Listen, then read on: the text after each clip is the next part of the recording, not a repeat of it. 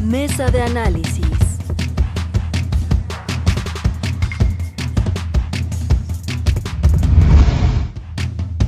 Pues ya estamos de vuelta aquí en Aristegui en vivo. Como les recuerdo, estoy pues cubriendo a Carmen Aristegui de alguna manera, aunque es muy difícil, y le quiero dar la bienvenida a un gran periodista y gran periodista también. De verdad, siempre que me toca siempre que me toca entrar en este viernes, que para mí es un gozo tener a Fabricio Mejía Madrid y Ana Lilia Pérez Mendoza. Hola. El segundo apellido ya nunca se me va a olvidar, porque aquella vez me regañó Fabricio. No lo voy a volver a hacer. No, fue el público, pero bueno. Fíjate, ¿en serio? Fue el público. Yo nunca lo usaba, nunca firmo mis reportajes con mi segundo apellido. Lo cual siempre me merece un reclamo de mi madre, ¿verdad? Porque sí tengo madre. Bueno, estamos de aquí. Aunque muchos corruptos te han pues tratado no de tienen, callar. Sí. Ellos no tienen. Sí, pero me gusta que se recuerde a mi mamá. Claro, pues Mendoza, ¿ves? Ya nunca se me va a olvidar. Y bueno, vamos a entrar en materia, si les parece, porque es un año muy convulso, un año muy complicado que el país vivió. Es el primer año completo con un gobierno de izquierda en el poder. Ese es un asunto que a partir del 1 de diciembre del 2018, bueno, pues es un mes de 2018, pero este es el primer año que se cierra con un gobierno que llegó con una propuesta de transformación, con una propuesta de hacer las cosas distintas, y que a partir de ese paradigma, ese nuevo paradigma, han sucedido pues infinidad de cosas que han sorprendido a la opinión pública. Si quieren, vamos repasando los temas que vemos como principales, los primordiales del año. Y bueno, si vamos desde enero de este año, y no nos tenemos que ir enero, febrero, marzo, abril, pero podemos revisar lo que ha marcado la agenda. Creo que el tema del huachicol, que es con lo que inició esta administración y que además pues marcó el parteaguas hacia adentro de Pemex, que tenemos aquí a una de las expertas nacionales en la corrupción que había al interior de esta empresa paraestatal, y pues a partir de ahí se dan tragedias también como la de Tlahuelilpan. Pero si te parece, Ana Lilia, y si te parece, Fabricio, empecemos con ese asunto, la lucha anti-huachicol y cómo marcó el nuevo paradigma de Pemex y también de la economía nacional, porque al final ese es el objetivo, ¿no? Sí, que es un tema principalísimo en la agenda, en temas de seguridad y de riesgos, porque ese asunto, además de implicar una de las principales sangrías a petróleos mexicanos, a la principal empresa de este país, realmente representaba y representa todavía un tema de seguridad nacional. Lo vemos en casos aún como Guanajuato, donde hay una resistencia a dejar ese negocio por parte de grupos criminales, pero que también nos da materia para analizar el tema de seguridad y cómo los gobernadores se escudan en que la federación tiene que resolver todo ese tema. Guanajuato es un caso muy claro de todo eso. Pero vemos cómo el tema del combate al robo de combustible, que es la bandera, una de las banderas con las que arranca la actual administración, es un caso que marcó agenda por la decisión misma del gobierno. Yo lo he dicho en reiteradas ocasiones, para mí fue muy importante que se reconociera que había crimen organizado operando desde las estructuras de petróleos mexicanos, que esa gallina de los huevos de oro, que con el argumento de que ya se había acabado esa gallina, pues se generaron veladas privatizaciones desde los gobiernos de Vicente Fox, de Felipe Calderón, con Enrique Peña Nieto, en una reforma que no representó mayor inversión, y sí una velada privatización que se fue dando paulatinamente durante esos sexenios. pero una de esas grandes sangrías venía precisamente del robo de combustible, que cuando el gobierno de Andrés Manuel López Obrador reconoce que es un problema de Estado y un problema de crimen organizado desde dentro de Petróleos Mexicanos, pues ya no solo eran los empleados de planta robando, ordeñando un ducto o robando una cubetita con manguera de una pipa, que es como se origina este término de huachicol, sino que eran estructuras bien organizadas que ya eran parte de una economía formal, disfrazada, pero que en realidad encubría crimen organizado. Así es como se mueve el crimen organizado, y que un ejemplo muy claro lo tenemos con el caso de García Luna también, que hablaremos más adelante. Pero el caso de esta cruzada contra el robo de combustible me parece que fue una de las grandes y mejores decisiones del actual gobierno, porque representaba un tema de la sangría a la principal empresa que todavía tenemos en este país y en la cual el gobierno hace su apuesta dentro de su Plan Nacional de Desarrollo, para volver a hacer de Petróleos Mexicanos una palanca de desarrollo. Se está en vías de ello, es muy importante que se logre, puesto que se le están inyectando recursos públicos, pero yo quisiera destacar un dato, con esto cierro este primer comentario. Primero, la resistencia que hay todavía en algunas entidades para dejar este negocio criminal, que involucra a grupos como los cárteles de la droga involucrados en este negocio, pero también a empresarios gasolineros, también a policías corruptos que aún cobran la comisión por hacerse de la vista gorda, y me refiero a policías municipales sobre todo. Y esta es una de las explicaciones del por qué en Guanajuato se vive una guerra intestina todavía entre dos grupos criminales por el robo de combustible, porque hay complicidades de las estructuras gubernamentales, y eso hay que decirlo claro y abiertamente, porque el tema del robo de combustible no es un asunto que compete solo a la Federación. Los gobernadores necesitan también responsabilizarse de este tema, porque gran parte de las ganancias criminales se mueven en los ayuntamientos, se mueven en los estados. Y cerraría destacando algo que me parece un acierto también que se debe reconocer, que es el cómo se están reorganizando las estructuras internas de distintas áreas de gobierno. En el caso de Petróleos Mexicanos lo he visto, cómo se ha ido cortando esos privilegios, ese derroche, esos lujos que tenían los funcionarios públicos, que tenían una vida de jeques a costa del patrimonio de todos los mexicanos. Voy a citar solo un caso, que es el de las plataformas petroleras. Hace algunos años, las plataformas que Pemex adquiría se vendían en montos muy elevados, porque tardaban muchos años en construirse, porque la mayor parte de ese periodo que se iba alargando, alargaban los propios supervisores de Pemex a cambio de ir obteniendo dinero por debajo de la mesa por parte de los contratistas.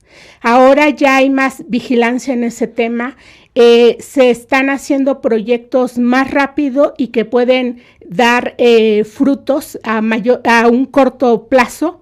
Espero que esa sea la tónica para este manejo de la paraestatal, porque yo estoy convencida que aún puede ser palanca de desarrollo, pero realmente dependerá mucho de cómo se siga esa reorganización y el tema del combate a la corrupción dentro de la propia petrolera, que aún no es una tarea concluida, aún falta mucho por hacer. Sí, como tú dices, el tema de la corrupción, y que era una parte central de esta sangría que mencionas. El presidente López Obrador ha mencionado 60,000 millones de pesos que se iban en robo de combustible al mes aproximadamente antes de que se lanzara el huachicol. Después, 100 días después de iniciar su gobierno, reporta que se baja drásticamente, casi 90%. Entonces, Fabricio, el tema anticorrupción, y que Ana Lilia ya nos hizo una explicación detallada de lo que pasaba en Pemex, de lo que está pasando ahora, pero el tema anticorrupción creo que en sí y por sí solo es uno de los grandes asuntos de este año, ¿no? Sí, yo lo vería en términos, digamos, de la década, ¿no? También estamos cerrando una década. La mayor parte de la década fue efectivamente el uso del poder público para servir a los intereses privados. De tal manera que pareciera que el llamado neoliberalismo no podía funcionar sin corrupción. Parece que es como consustancial, ¿no? O sea, tú ves cualquier desarrollo del neoliberalismo, pongamos Islandia, por ejemplo, ¿no? Ahí hay un caso de corrupción en las finanzas, cae el presidente, etcétera, los papeles de Panamá que involucran a muchos países, Odebrecht que involucra a América Latina, etcétera. Entonces pareciera que la década, digamos, el final de esta década se marca por el fin del neoliberalismo y qué significa también la persecución de la corrupción. Y en el caso de México yo destacaría, en el caso del huachicol, dos asuntos que a mí me llamaron muchísimo la atención. Uno fue la liberación que había hecho el gobierno Calderón de los atlas por donde pasaban los tubos de Pemex, que es un asunto de seguridad nacional, es una información que debe estar reservada, cómo se los dio a los presidentes municipales y a los gobernadores en su sexenio, y claro, permitiendo con ello que supieran dónde abrir estas válvulas clandestinas y extraer el combustible. Pero por otro lado, también destacaría el enorme apoyo que hubo de parte de la población a la lucha contra el huachicol. Fue una medida de gobierno que implicó la solidaridad de todos los automovilistas, de los transportistas, etcétera, que vieron incluso como un asunto de patriotismo el perder horas en las filas para cargar gasolina. Y creo que eso, y tú lo puedes ver en los números de popularidad del presidente, ese combate al huachicol y ese apoyo de la población es el pico, digamos, de la popularidad del presidente López Obrador. Y creo que es muy importante esto, porque apelar a los ciudadanos para, como palanca, digamos, para decisiones anticorrupción me parece fundamental, ¿no? Porque también habría como esta idea de, bueno, ya elegimos un nuevo gobierno que se encargue.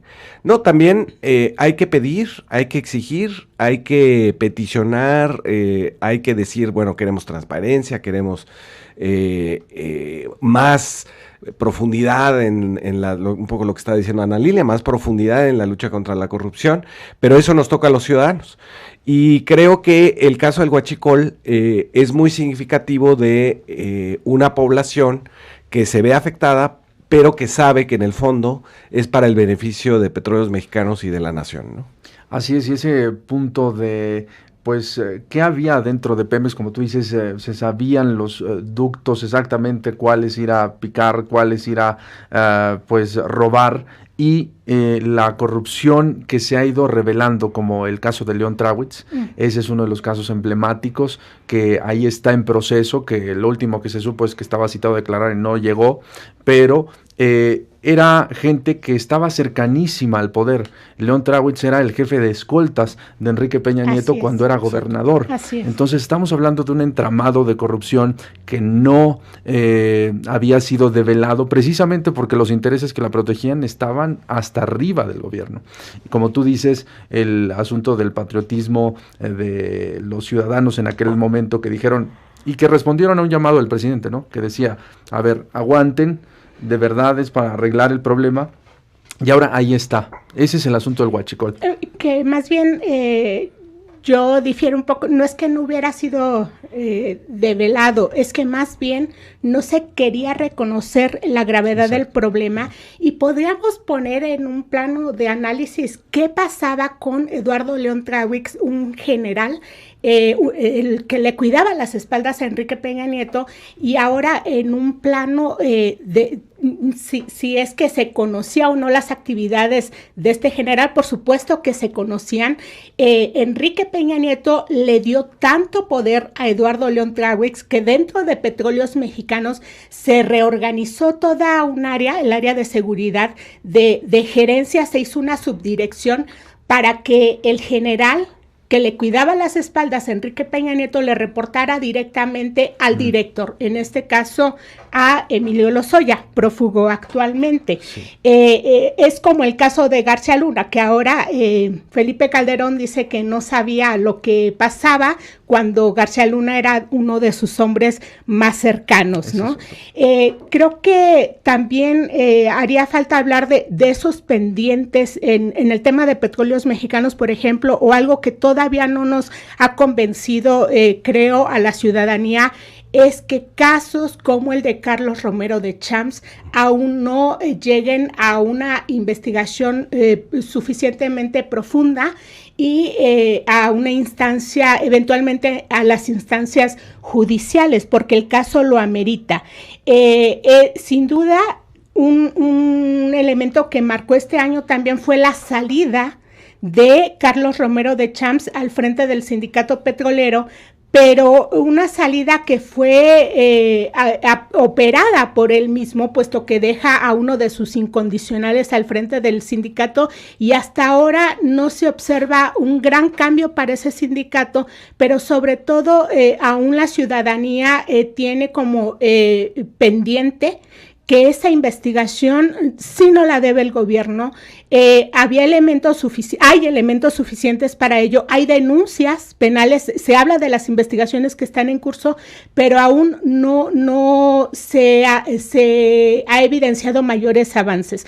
Cuando se habla de una investigación en torno a Carlos Romero de Champs, se habla de una investigación también en torno a prácticas de crimen organizado y de todas esas estructuras que han operado actividades mafiosas en torno a Petróleos Mexicanos, con temas también de crimen organizado, de expoliación de recursos públicos y prácticas francamente gangsteriles. Ese es el asunto y bueno, pues el tema huachicol, daría para toda una conversación dar el recuento de lo que sucedió en el año, de lo que ahora se ve en Pemex. De hecho, acaban de liberar este nuevo código de conducta, es decir, está Lozoya dentro de ese tema, está Romero de Champs dentro del tema de Pemex. Trawitz en fuga. Trawitz, que no saben dónde está, tampoco Lozoya, sabemos dónde está, es decir, son temas irresueltos por el momento en ese aspecto de qué está pasando en Pemex, pero les propongo, si caminamos en orden cronológico, más o menos en el año, vino pues la ola de migrantes, y esa ola de migrantes tuvo como resultado una reacción muy airada de parte del presidente Donald Trump, que amenazó a mediados de año a México con una tarifa arancelaria de 5% que podría llegar hasta el 25% según su amenaza, que no cumplió por un acuerdo. Y ese acuerdo incluyó desplegar a la Guardia Nacional para frenar a migrantes. Ese tema de migración sigue ahí, sigue la Guardia haciendo labores de migración. Fue un punto muy criticado de la actual administración. Pero en el tema de la respuesta a Trump, de la relación con Trump este año, ese fue, yo creo, el pico. Y pues, si te parece, Fabricio, ¿qué ves en esta relación México-Estados Unidos a partir de ese punto para tomarlo de referencia y viendo hacia adelante? Sí, el asunto de México se ha usado para política interna en Estados Unidos, ¿no? Realmente todas las cosas que dice Trump de México son no se pueden comprobar, ¿no? Es decir, que pasan los violadores y los narcotraficantes por la frontera es completamente falso. Ha disminuido muchísimo el paso de mexicanos hacia Estados Unidos. Ha aumentado, en cambio, el de otras nacionalidades, notablemente el de Centroamérica, por culpa de los Estados Unidos, es decir, por la política que tuvo con respecto al fraude electoral y la violencia en Honduras, con respecto a la repatriación de la Mara Salvatrucha de Los Ángeles, San Diego a El Salvador, y finalmente, digamos, la posición del gobierno mexicano fue desplegar a la Guardia Nacional en labores de registro y de contención de esta nueva migración, y plantear un programa de desarrollo en Centroamérica exportando, digamos, el programa Sembrando Vida, ¿no? El planteamiento de sembrar árboles maderables y que puedan desarrollar zonas agrícolas. Y creo que si lo vemos en la perspectiva de los cambios mundiales en términos de migración, pues si de pronto empezamos a tener visos de otro tipo de migraciones de África, de la India, que querían pasar a los Estados Unidos vía México. Y en esa relación con Donald Trump, donde Donald Trump utiliza el tema mexicano para equilibrar su muy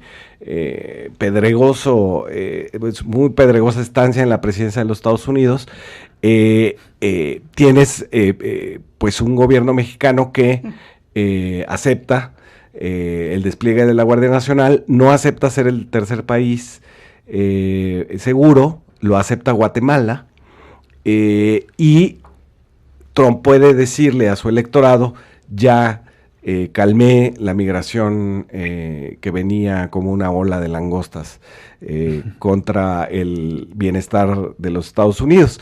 Esto es para ocultar una cosa muy simple en Estados Unidos que el electorado de Trump no lo entiende, que es las empresas se han ido de Estados Unidos por falta de innovación, porque la mano de obra en otros países es más barata, etcétera, se han ido. Y lo que ellos ven es que los migrantes les quitan los trabajos, cuando no es cierto, ¿no? Los migrantes llegan a ocupar en el sector de servicios agrícola, en la pizca de la uva, del jitomate, de la naranja, etcétera, y no les están quitando. Lo que está pasando es que se están moviendo las empresas de los Estados Unidos hacia afuera. Y entonces esto hace que el enemigo a vencer sea la migración, cuando no es el tema, ¿no? Entonces tienes una población, digamos, en Estados Unidos, que es el electorado de Donald Trump, que es una población que sí tiene empleo, pero que no le alcanza con lo que gana para las altísimas rentas y toda esta política de desalojos que hay en las principales ciudades de Estados Unidos. Y por otro lado tienes ese problema de pobreza teniendo empleo, y tienes un problema de consumo de opiáceos terrible que los está matando. Ha matado a 200,000 personas en lo que va de la administración Trump, ¿no? Que ese es un asunto, también los opiáceos, el tráfico de drogas, que el fentanilo es uno de los problemas principales, de acuerdo con el gobierno tanto estadounidense, mexicano, y que pasa por México directamente. Y en esas estábamos, yo recuerdo, en septiembre la agenda estaba más o menos marcada por la amenaza arancelaria, la negociación que Ebrard después plantea como pues exitosa y que dice, logramos calmar a Trump. Y llega después en octubre, pues un octubre, yo creo, de los más convulsos, porque estuvo la renuncia de Medina Mora, estuvo la renuncia de Romero de Champs, y después vino el tema Ovidio, pasa por el tema del narcotráfico, los grupos criminales, los grupos que siguen mandando en regiones enteras del país. ¿Cuál es cómo ves tú, Ana Lilia, el tema Ovidio en cuanto a la realidad nacional y cómo la marca a partir de ese asunto?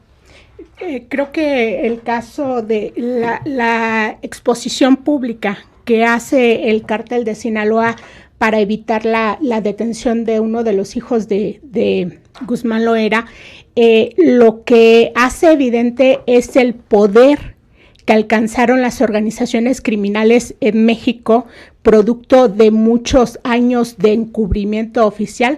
Ahora sabemos de colaboración desde el propio Estado para fortalecer esos grupos criminales, en específico el cártel de Sinaloa, pero no es la única organización criminal que recibió apoyo desde las estructuras de gobierno. Si hiciéramos un mapeo de lo que ha ocurrido en distintas regiones y analizáramos el desarrollo de cada grupo criminal, indistintamente veríamos la colaboración de policías municipales, estatales, corporaciones de nivel federal, protegiendo a estos grupos colaborando con estos grupos o también usufructando esas mismas ganancias de estos grupos. En el caso del cártel de Sinaloa, y son bastante ilustrativas las revelaciones que se hicieron durante el juicio de Guzmán Loera, lo que ahí dijeron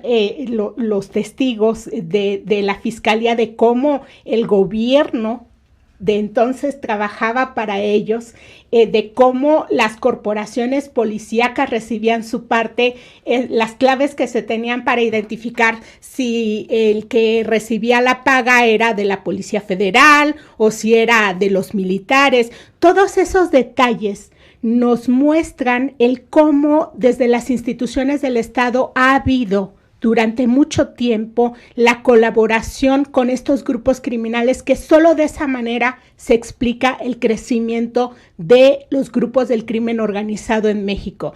Si tú revisas los grupos que operaban en México en los años 80, 90, década por década, verás que son las mismas organizaciones criminales más las ramificaciones. Y en cada informe que pretende maquillar la realidad, se decía, es que tal grupo criminal quedó debilitado, y de repente aparecía el que los grupos habían retomado fuerza.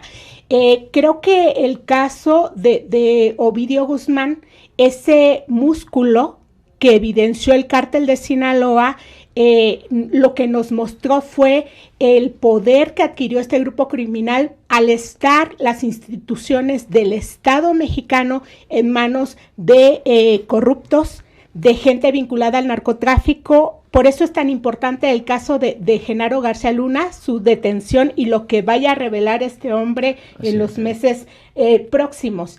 El caso de Ovidio Guzmán exhibió también el cómo hay un discurso, un doble discurso, incluso por parte de las autoridades estadounidenses, porque el armamento, la mayor parte del armamento que se exhibió durante esos bloqueos proviene de Estados Unidos, y cuando Donald Trump amenaza con señalar a los cárteles mexicanos como organizaciones terroristas, no habla del negocio que ha representado el tráfico de armas de Estados Unidos para México al propio grupo económico que le ha dado su apoyo, que le dio uno de sus principales apoyos. Me refiero a la organización de la Asociación Nacional del Rifle.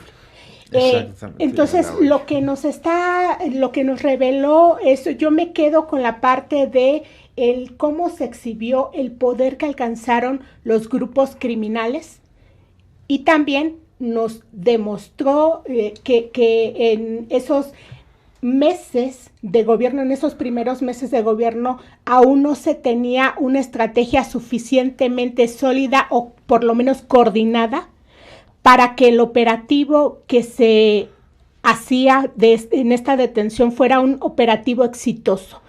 Evidenció también la descoordinación entre las áreas de seguridad, que todavía creo es un tema pendiente para el actual gobierno.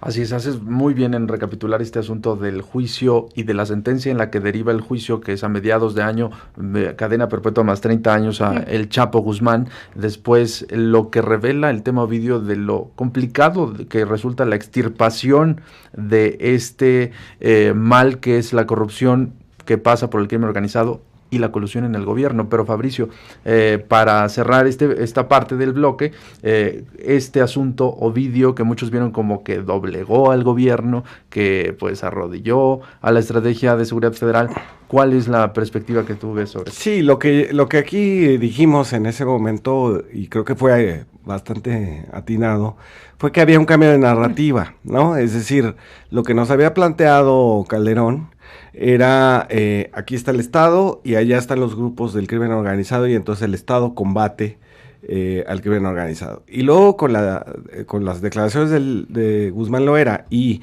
la detención de García Luna, la narrativa era totalmente distinta. Es decir, un Estado que, como siempre, desde Salinas y el Cártel del Golfo y García Ábrego, un Estado que protege a uno de los cárteles, de tal manera que tenías, según las estadísticas que dio Buscaglia, solo de todos los detenidos, solo el 2% pertenecían al cártel de Sinaloa y eran no eran gente importante, digamos, dentro de la estructura mafiosa. Y entonces tienes un narcoestado, en el caso de Calderón, y una lucha contra el narcotráfico que no era eso, era más bien fortalecer, proteger a el cártel de Sinaloa, que en esos años, en esa década del neoliberalismo, se hizo un cártel global, que está presente en 70 y tantos países, y lo que tienes es ese cambio de narrativa, y tú puedes ver después, digamos, de que el gobierno no fue doblegado, porque si es otro cambio, es otra estrategia. La estrategia es desarrollar el campo, los empleos para los jóvenes, para que no se vuelvan sicarios, etcétera, en la parte de abajo, y en la parte de arriba luchar contra el lavado de dinero. Esa es la estrategia, entonces pues no fue doblegado. Tú puedes ver la estadística desagregada del apoyo al presidente López Obrador, y el primer lugar lo ocupa Sinaloa, el último lo ocupa Guanajuato, y creo que eso te dice mucho de que esa es la estrategia que la gente está favoreciendo en los lugares donde están los cárteles, ¿no?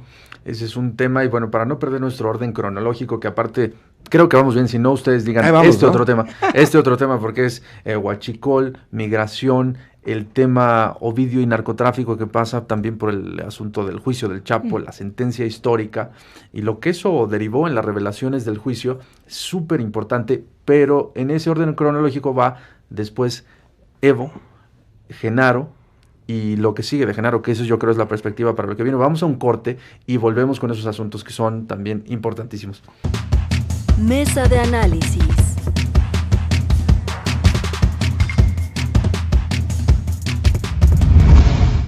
Pues estamos de vuelta, y perfecto que estamos de vuelta.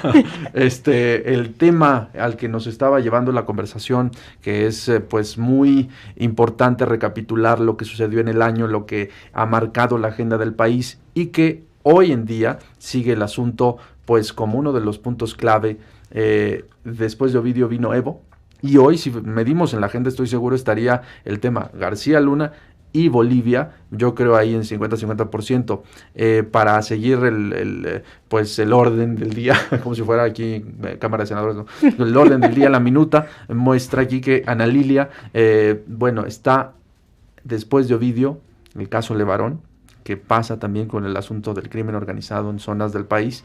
Si quieres hacemos una pausa ahí, en ese visitemos el tema y pasemos a Evo, que fue casi pues inmediato, pasaron semanas y vino Evo, pero el caso Levarón vale la pena también mencionarlo. El caso Levarón fue uno de los casos más tristes que ocurrieron en este año, más lamentables, dolorosos, porque nuevamente nos pusieron de manifiesto el poco valor que se tiene a la vida del otro en este país, y vimos comentarios de todo tipo también en redes sociales.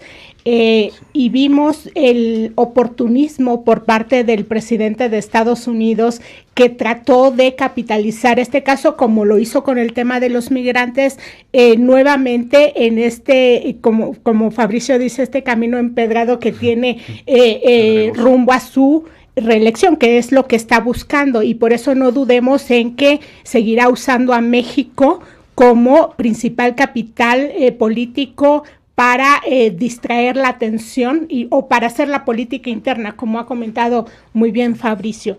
El caso Levarón puso de manifiesto el poder nuevamente de los grupos criminales en grandes regiones del país. El tema de la seguridad es un tema pendiente. Aquí hemos planteado que es un talón de Aquiles todavía para la actual administración. Y el caso Levarón es un asunto que va a una investigación en curso. Se habla de algunos detenidos ya, pero todavía es un tema que está pendiente, y sobre todo el cómo se va a garantizar que casos así no se repitan. Recordemos que también es uno de los motivos que generará la marcha que se ha anunciado, las manifestaciones que se han anunciado para el año que viene, en el cual nuevamente se pondrá en la agenda pública el tema de seguridad, porque es un tema en el cual todos los días recordamos que es un gran pendiente para nuestro país. La sangre que se derrama en nuestro país por parte de los grupos criminales no es algo que debemos normalizar como lo hemos hecho, y creo que es un tema en el cual los medios de comunicación también tenemos la obligación de plantearlo en nuestras agendas de manera propositiva, porque parte de la transformación a la que apela el actual gobierno pasa por esta reconstrucción que debe haber desde las instituciones. Este tema también tiene que ver con parte del combate a la corrupción en las estructuras policíacas, y precisamente la nota que decíamos, se habla de un detenido y es el jefe de seguridad pública de Janos en Chihuahua, implicado en este caso.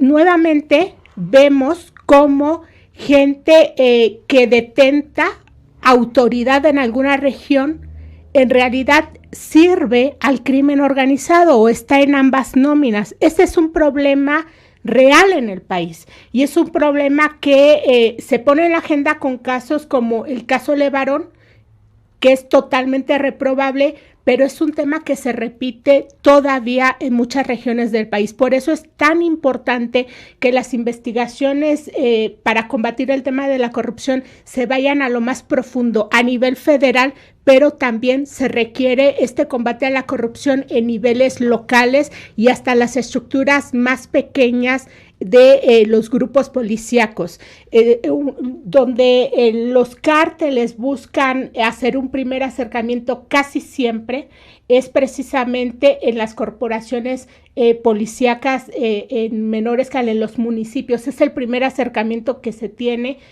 para cooptar a las policías, y nuevamente lo vemos con el caso de Levarón, detenido el jefe de seguridad pública de Janos por esta supuesta vinculación en este crimen tan atroz.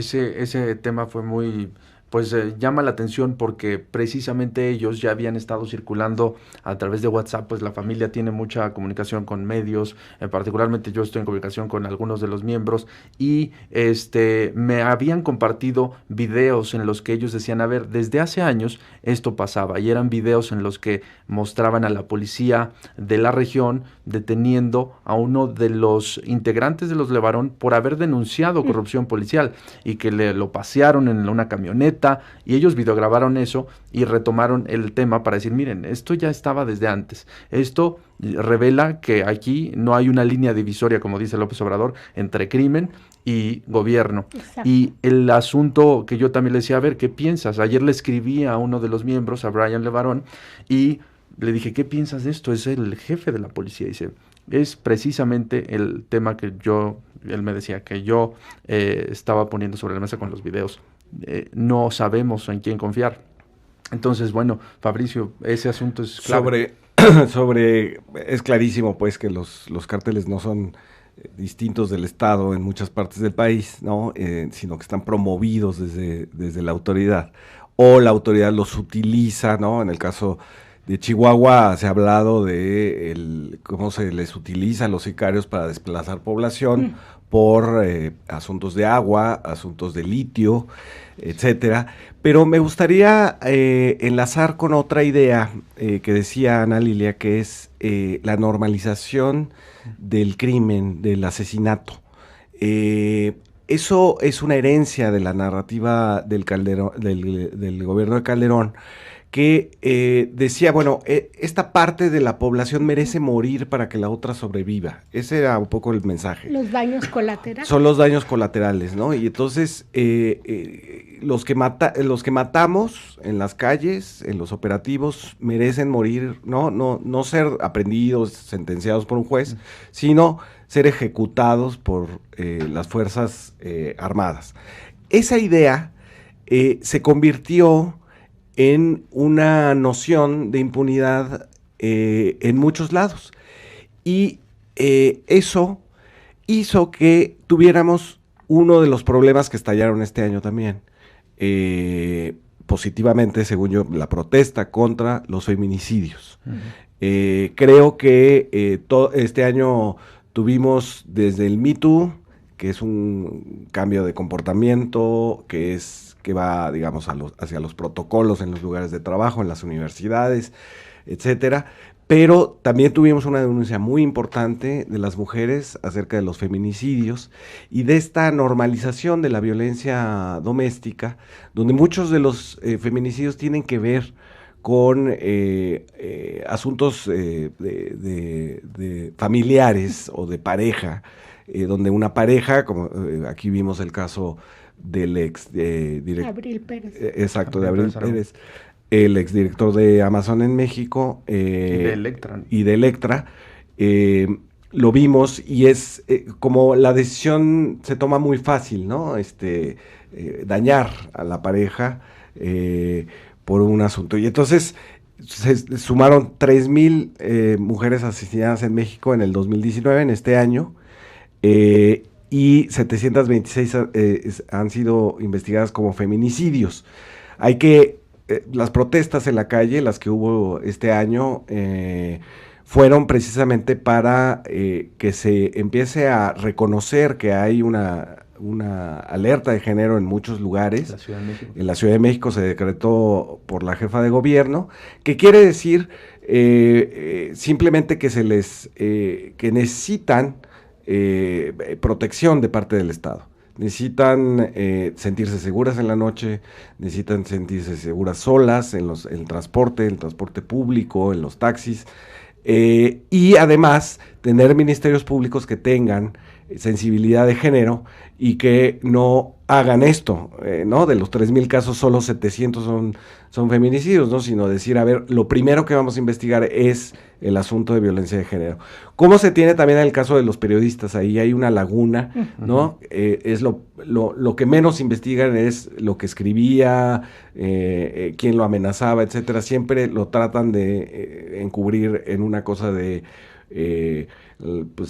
la asaltaron y la mataron a la periodista, ¿no? Y entonces tienes este año también una explosión, digamos, de agresiones hacia las mujeres y una reacción de parte del movimiento de mujeres, el movimiento feminista o los feminismos, porque hay varios en México.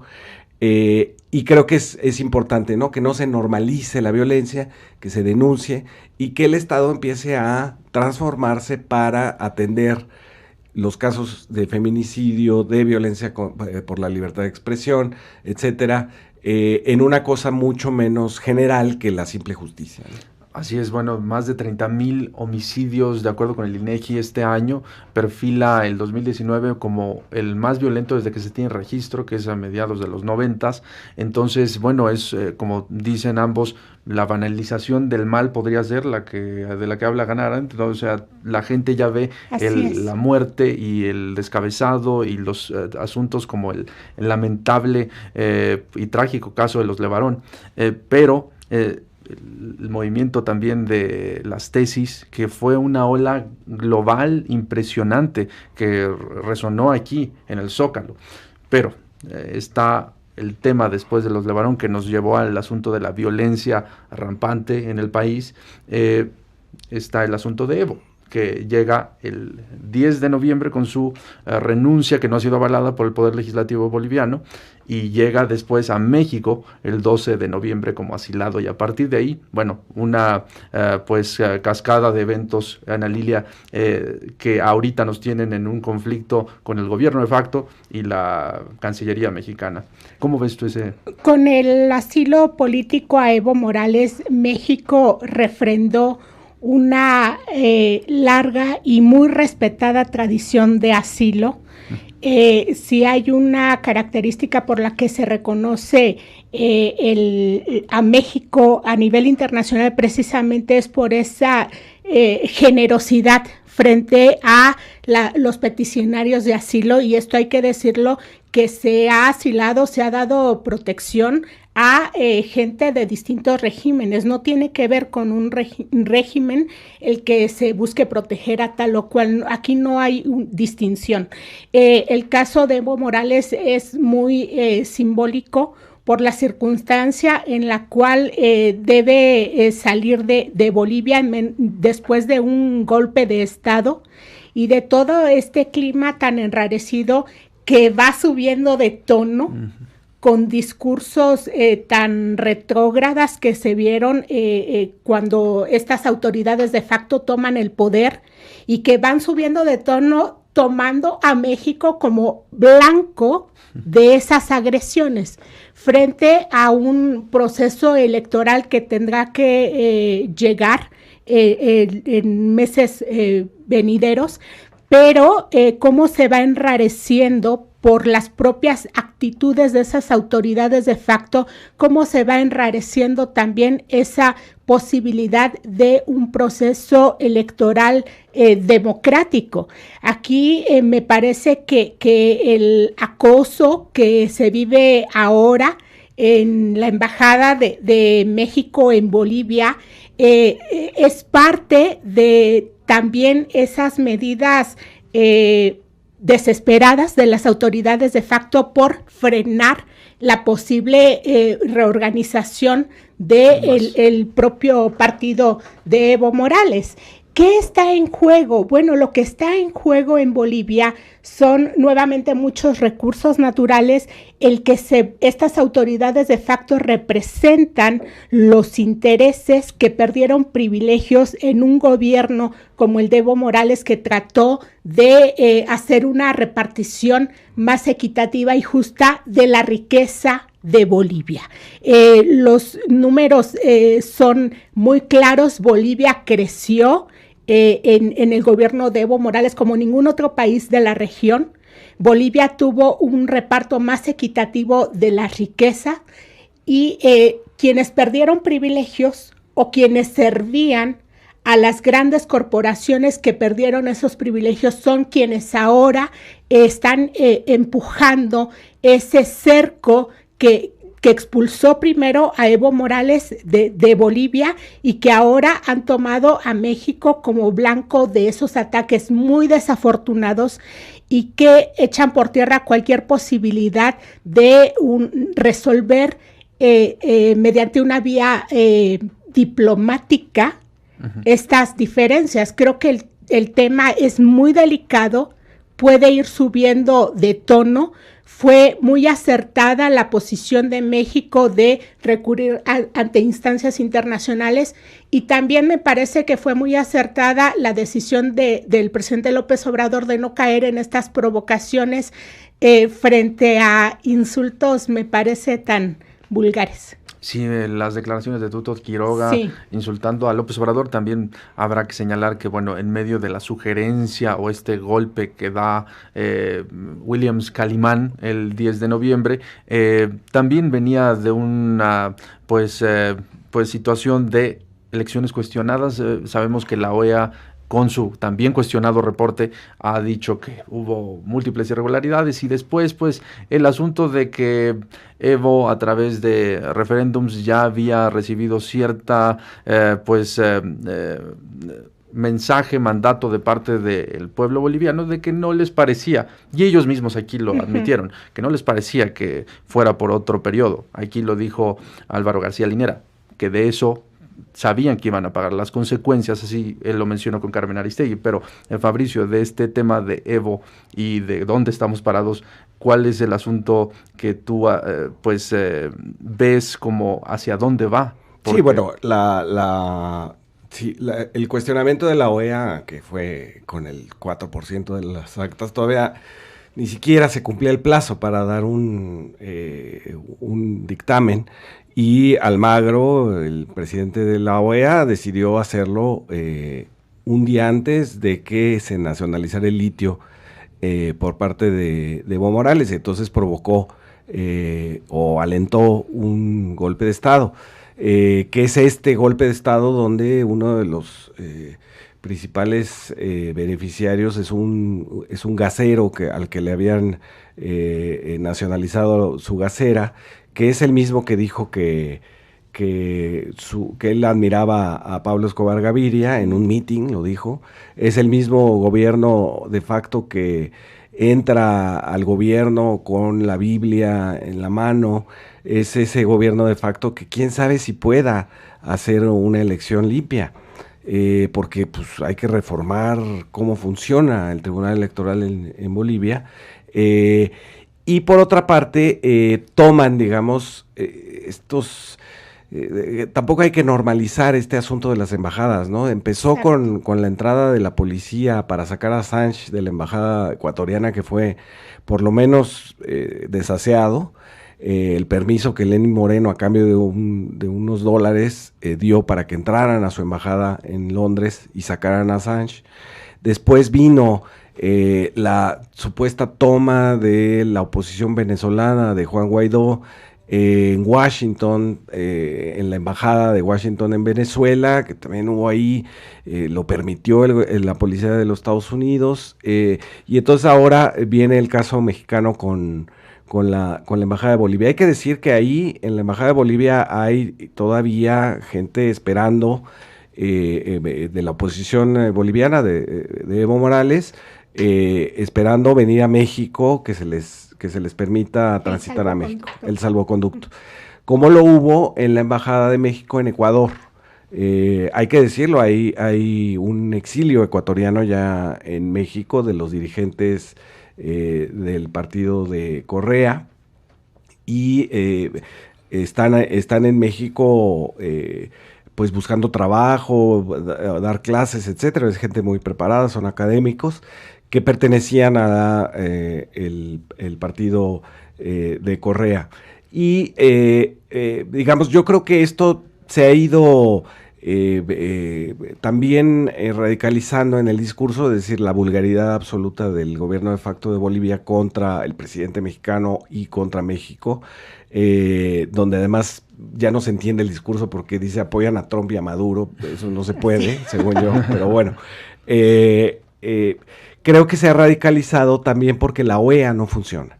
La OEA no ha dicho esta boca es mía en el asunto de la embajada mexicana en Bolivia, y creo que ahí hay que acabar de cancelar a la OEA, que nunca ha servido realmente como la instancia, digamos, donde se diriman las diferencias y los conflictos entre los países de América Latina, yo creo que hay que en algún momento decíamos que había que recuperar la OEA y democratizarla, pero no, yo creo que hay que ya cancelarla y crear otro organismo de cooperación multilateral. Así, ¿no?, de drástico, ¿tú ves? Sí, yo creo que sí, salvable ya lo que ha hecho Almagro. Me parece que esto de apoyar a una facción, ¿no? Que lo hace, sonó más bien como a título personal las declaraciones que él hace más allá del propio... Sí, ya no le importa la institución, ya es él quedando bien con quién sabe, bueno, sí sabemos con quién, con los golpistas en Bolivia, ¿no? Así es, pues ¿les parece si vamos a un resumen? Y la plática está muy, muy interesante. Está el tema Genaro, el tema de la detención de Genaro García Luna. De Genaro García Luna, exactamente. El 10 de diciembre pasado fue detenido en la localidad de Grapevine. Y vamos a este resumen y volvemos con ese asunto. Pues si les parece, pasamos al tema que hemos estado prometiendo desde que empezamos la conversación, que es el de Genaro García Luna, porque... hablamos de alguien que llevaba las riendas de la seguridad del país y de la estrategia que derivó en cientos de miles de muertos en el territorio nacional hasta el día de hoy. Se sigue pues con las consecuencias. El gobierno actual ha señalado que el número de homicidios está ligado a esa estrategia que se percibe a todas luces como fallida. Y pues Fabricio, se da la detención de Genaro García Luna el 10 de diciembre y viene un proceso también de investigación desde México que se anuncia, y que justo hoy Santiago Nieto estaba hablando de ello, de un esquema de triangulación, dinero del gobierno que fue desviado, pero el tema sigue ahí desde la perspectiva ¿qué va a pasar en México en cuanto a la Fiscalía General de la República? Sí, el caso García Luna define este año por muchas razones, ¿no? Es un caso que tiene que ver con lo que hablábamos hace un momento de la protección del gobierno de Felipe Calderón al cártel de Sinaloa, al cártel del Chapo, también una estrategia del propio García Luna, que tenía que ver con los montajes televisivos que se hacían sobre las aprehensiones de narcotraficantes, secuestradores. Ahí está el caso Florence Cassés. Por otra parte, esto de lo que hoy habló Santiago Nieto de la Unidad de Inteligencia Financiera, que son las triangulaciones de dinero público hacia las cuentas personales de García Luna y de su empresa de software vía las Bahamas y vía Panamá. Y entonces tienes ahí un esquema de mafiocracia tal cual que puede revelar otros nombres. Una de las cosas que me llamó a mí la atención de la explicación que dio Santiago Nieto hoy en la mañanera con la prensa fue la mención que uno de los organismos que triangularon estos recursos para García Luna fue el gobierno del Distrito Federal cuando Miguel Ángel Mancera, hoy senador, era jefe de gobierno. Me parece que hay falta, digamos, que se nos detalle cómo fue que el gobierno de la Ciudad de México se prestó a ser uno de las puntas del triángulo para beneficiar con dinero público a Genaro García Luna. Ese es uno de los asuntos que hoy se revelan y de más elementos que también Santiago Nieto ha estado dando a la opinión pública desde aquí, cuando estuvo en la última entrevista vía telefónica que tuvimos con él, a Carmen Aristegui lo entrevistó, hablaba de que la indagatoria con respecto a Eduardo Medina Mora en México es lo que había llevado al tema García Luna. ¿Cuántas personas están alrededor de este esquema que Santiago Nieto está pues evidentemente indagando y revelando poco a poco? Pues Ana Lilia, es un tema que para el 2020 dará mucho más de qué hablar. Sí, lo que hoy plantea Santiago Nieto en la conferencia mañanera había adelantado ya en entrevista con Carmen Aristegui las triangulaciones que se habrían hecho desde distintas dependencias del gobierno hacia empresas de Genaro García Luna. Hoy está mostrando parte de ese entramado que sin duda nos llevará a muchos más personajes. Este caso, coincido con Fabricio en que este caso, la detención de García Luna, marca el 2019 y marcará gran parte de la agenda del año 2020 por muchas situaciones. Una de ellas tiene que ver con esto que se ha quedado probado cómo la mafiocracia cooptó las instituciones del Estado, en este caso a través de Genaro García Luna, instituciones medulares para la seguridad nacional del país, desde el CISEN, el cómo se hizo un uso faccioso de la información que se pudo haber tenido ahí, después va ascendiendo en sus encargos en la administración pública, y aquí cuando hablamos de las investigaciones de García Luna, sí en Estados Unidos por su vinculación con el cártel de Sinaloa, pero necesariamente llevan a la vinculación del entramado que tiene que ver con el dinero público. Esto a mí me parece muy relevante porque este tipo de investigaciones, jalando la hebra, van a mostrar el nivel de complicidades y de redes mediante las cuales se puede hacer este tipo de operaciones. Y yo vuelvo a poner en la mesa esta concepción que tenemos de crimen organizado, que debemos ir más allá del traficante de pistolas y sombrero o los Chapo Guzmán, y debemos mirar el crimen organizado como opera en sus distintas aristas con la colaboración de agentes del Estado. Muy claramente el caso de García Luna representa eso, pero el nivel de complicidades que hay hacia arriba y hacia abajo. Y ese nivel de complicidades necesariamente nos van a llevar a que se abran investigaciones a otros actores políticos y empresariales. Exacto. ¿Tú considerarías que es el tema para ver el año entrante, Fabricio? Bueno, Ana Lilia, si quieres cerrar ese punto y vamos con Fabricio. Creo que será uno de los grandes temas del próximo año, y es un tema en el cual debemos estar muy atentos, porque este es un caso que pone, que da la oportunidad también de desmontar muchos de los entramados de corrupción que han corrompido las instituciones del Estado y, muy importante, que han hecho un uso discrecional de los recursos públicos.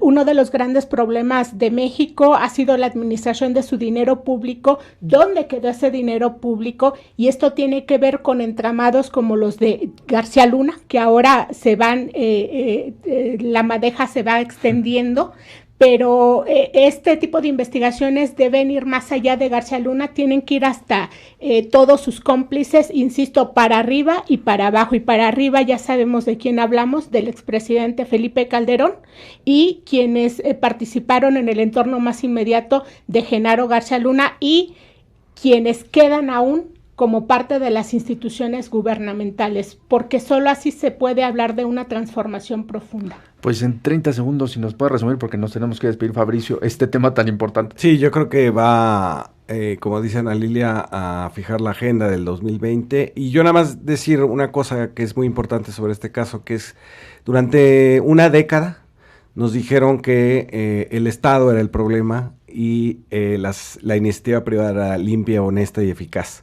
Y ahora, con las investigaciones sobre la corrupción, descubrimos que el entramado de la mafiocracia abarca a empresas, a bancos, a empresas fantasmas, a transferencias offshore, etcétera, y que en realidad se trata de todo un sistema económico y político que se benefició con dinero público para sus intereses privados, ¿no? Pues sí, Fabricio, este es el último viernes del año y pues ya en el que estaremos en esta mesa tan importante, de verdad les agradezco a nombre de Carmen Aristegui porque es un valor agregado que dan al sitio, que dan al programa, y por lo pronto pues tenemos esta música de fin de año para despedir, y de una vez hilamos al resumen, nos despedimos, hay un resumen final y pues este es el último diálogo que tuve el privilegio de tener con ustedes el viernes del 2019. Viene un 2020 pues que promete de todo. Sí, de todo, hay que estar muy atentos, pero yo quiero agradecer a todos quienes nos siguen en esta mesa, agradecemos mucho este espacio y nos vemos en 2020. Carmen Aristegui estará de vuelta. Y feliz año a todos los que nos escuchan, y feliz año a ustedes, por supuesto. Pues sí, muchas gracias. A nombre de Carmen Aristegui, despido el programa y gracias por acompañarnos el día de hoy.